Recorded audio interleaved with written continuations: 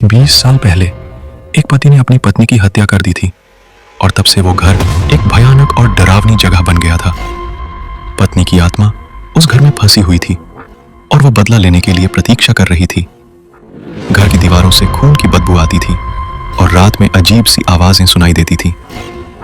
20 साल बाद एक ठेकेदार ने उस घर का कॉन्ट्रैक्ट लिया जिसका उद्देश्य उसे तोड़कर एक सुपरमार्केट बनाना था।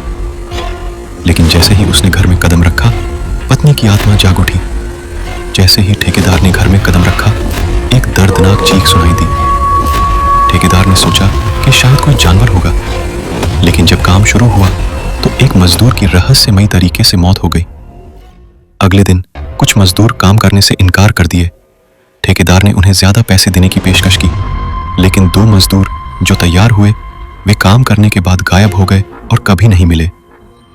घर में अजीब सी आवाजें आने लगी, जैसे कि कोई दीवारों के पीछे से फुसफुसा रहा हो। ठेकेदार ने देखा कि जब भी कोई मजदूर घर को तोड़ने की कोशिश करता है तो घर में एक अजीब सी भयानकता फैल जाती है। ठेकेदार ने खुद ही शवेल लेकर घर को तोड़ने का फैसला किया। जैसे ही उसने खुदाई शुरू की, एक आत्मा प्रकट हुई। वातावरण भयानक हो गया। चीखें और हंसी हवा में भर गई। घर पर एक अजीब सी अंधकार छा गया। एक आत्मा लाल साड़ी में ठेकेदार के सामने खड़ी हो गई। ठेकेदार स्तब्ध रह गया।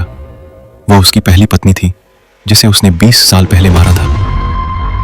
आत्मा ने एक भयानक हंसी हंसते हुए कहा, तुम मुझे याद करते हो?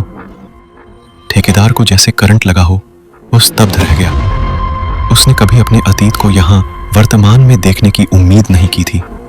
उसने आत्माओं और भूतों पर कभी विश्वास नहीं किया था, लेकिन आज वो उसके सामने खड़ी थी। उसने अपने अतीत को धोने की कोशिश की थी, लेकिन वो असफल रहा। आत्मा उसके पास आई। उसकी आंखों में गुस्सा और क्रोध था।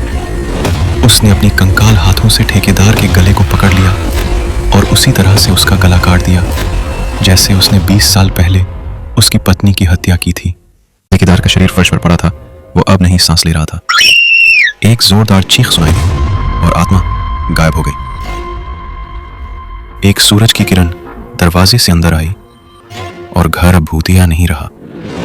एक अजीब सी शांति छा गई थी, जैसे कि वहां कभी कुछ हुआ ही नहीं था। लेकिन ठेकेदार का शरीर अभी भी वहां पड़ा था। उसके चेहरे पर एक भयानक डर की मुद्रा थी। आत्मा की चीख अभी भी हवा में गूंज रही थी, जैसे कि वो कह रही हो कि न्याय हुआ है।